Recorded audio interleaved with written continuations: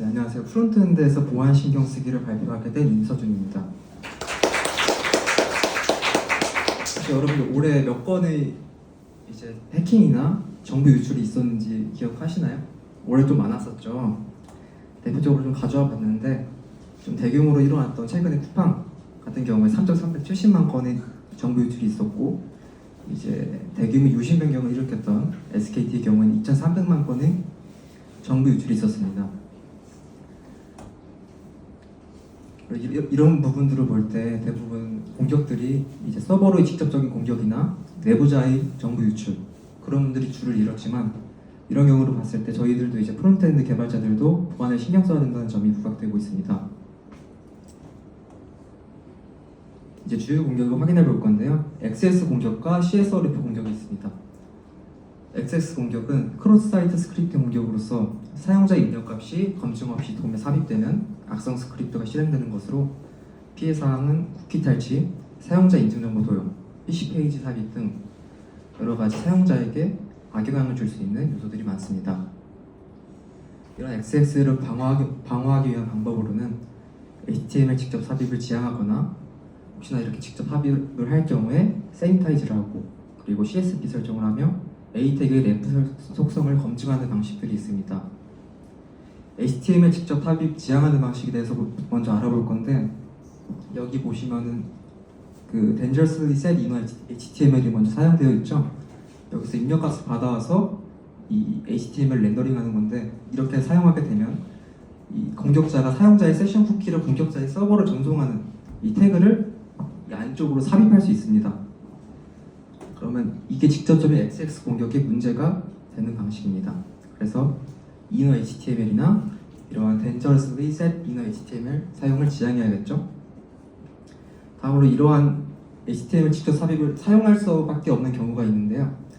마크다운을 렌더링하거나 아니면 에디터 기능을 구현할 때 HTML을 직접 삽입하는 경우가 생깁니다. 이러한 경우에는 세니타이즈를 통해서 이 위험한 요소를 정제해주는 과정이 필요한데요. 개발자가 직접 코드를 짜는 경우도 있지만 돔 퓨리파이 라이브러리를 이용해서 이러한 XX 공격을 방지할 수 있습니다. 여기 보시면 아까랑 코드 같은데 여기만 코드 한 줄만 다르죠?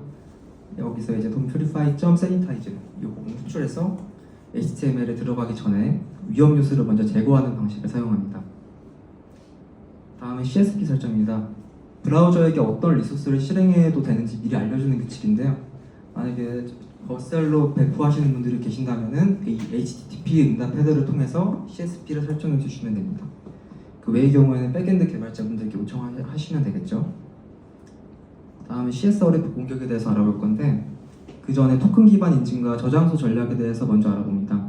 토큰을 이제 보안의 중요한 요소로 좀 나누면 액세스 토큰과 리프레시 토큰이 있는데요. 액세스 토큰은 API 요청 시 헤더에 담아 보내는 접근용 토큰으로 상당히 짧은 수명을 가지고 있습니다. 리프레시 토큰은 이러한 액세스 토큰이 만료되었을 때 새 액세스 토큰을 발급받기 위한 토큰으로 액세스 토큰에 비해서는 긴 수명을 가지고 있습니다. 그럼 이 토큰들을 어디에 저장할까? 이런 질문이 나오겠죠? 대표적으로 4개를 가지고 와봤는데요. 로컬 스토리지는 이제 XS에 취약한 부분이 있고, 쿠키는 이 두 가지 XS와 CSRF에 취약한 부분이 있으며, HTTP only 쿠키는 이런 취약점이 있고, 메모리는 이제 새로 고침 시 초기화되는 부분이 있지만 두 취약점으로부터 모두 안전하다는 장점이 있습니다. 이러한 경우를 볼 때 첫째로 액세스 토큰은 어디에 저장할까 한다면, 액세스 토큰은 되게 중요한 토큰이기 때문에 공격자에게 노출되지 않도록 메모리, 즉 자바스크립트 변수에 저장해줍니다. 새로 고침이 사라지지만 공격이 안 되겠죠, 아예. 둘째로 리프레시 토큰은 HTTP only 쿠키에 저장합니다. 이를 통해서 XS 공격을 막을 수 있고, CSRF 공격을 하더라도 새로 발견된 토큰 값으로 인해서 더 이상 공격을 할 수 없습니다.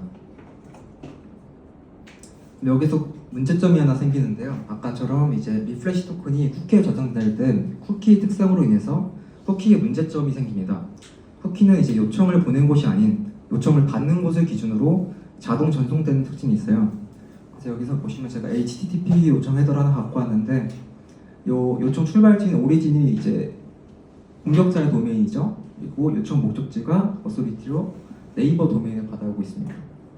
그리고 보내지는 쿠키는 네이버 쿠키가 지금 자동으로 보내지고 있는 모습인데요. 이를 통해서 이제 오리진이 아닌 요청 출발 목적지 어소리티만 보고 쿠키가 자동으로 전송됩니다. 이는 이제 어디서 요청을 하든, 그러니까 요청 출발지가 어디든 이제 어떤 도메인이든 신경 쓰지 않는다는 얘기가 됩니다. 공격자는 이 허점을 노려서 공격을 하게 됩니다. 여기서 CSRF 공격이 나오는데요. 이 쿠키 취약점을 이용해서 사용자가 자신의 의지와 무관하게 공격자가 의도한 행위를 특정 웹사이트에 요청하게 만드는 공격입니다. 피해 사항으로는 비밀번호 변경, 결제 요청, 회원 탈퇴, 계좌 변경 등이 있습니다. CSRF를 방어하기 위해서는 CSRF 토큰을 사용하며 세임 사이트 쿠키 옵션을 설정하고 스테이트 파라미터 검증을 하는 방법이 있습니다. CSRF 토큰은 서버가 임의로 생성한 난수로서 클라이언트에서 요청을 보낼 때 이 난수를 헤더에 포함하여 전송하게 됩니다.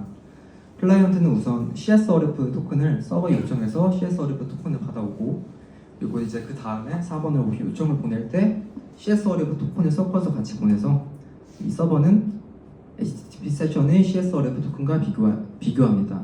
그리고 이 비교한 CSRF 토큰이 서로 같으면 알맞은 응답을 보내줍니다. 다음은 세임 사이트 쿠키 옵션 설정인데요. 이는 쿠키가 생성될 때 쿠키를 전송할 수 있는 도메인 범위를 설정하는 것입니다. 스트리트는 도메인이 100% 일치할 때만, 그러니까 요청 출발지와 요청 목적지가 일치할 때만 쿠키가 전송되고, 렉스는 이제 A 태그 클릭과 같은 페이지 이동과 같은 안전한 요청일 때도 쿠키를 추가적으로 전송합니다. 노는 도메인이 달라도 무조건 쿠키 전송이 일어날 수 있습니다. 스트릭트는 이제 소셜 로그인 같은 걸 하는 경우에 매번 로그인을 다시 해야 되는 상황이 있을 수 있으므로 요새는 브라우저에서 렉스를 기본값으로 제공하고 있습니다. 이렇게 주요 보안 사항에 대해서 알아보았는데요. XX 공격과 CSRF 공격에 대해서 알아보고 XX를 방어하는 방법까지, 그리고 CSRF를 방어하는 방법들까지 알아보았습니다. 그럼 여기서 저희가 100% 보안 조치를 달성했을까요? 사실 아닙니다. 아직 엄청 많은데요. 많죠? 중요한 것만 색깔 순으로 해봤는데 좀 이러한 개념들이 있습니다. 그래서 여러분들이 쉬운 것부터 좀 익숙한 것부터 보안 요소를 하나하나 공부해 보시고 조금 더 보안을 신경 쓸 수 있는 개발자가 되었으면 좋겠습니다. 감사합니다.